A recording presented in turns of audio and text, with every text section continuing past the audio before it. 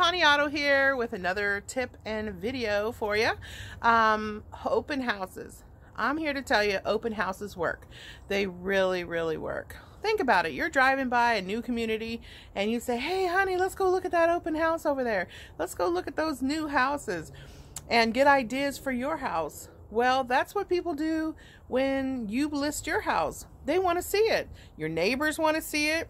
You want your neighbors to see it because they may have somebody who wants to move into the community. What's wrong with your neighbors walking through your house? Also, you got people on the internet. I do HD photos and HD videos.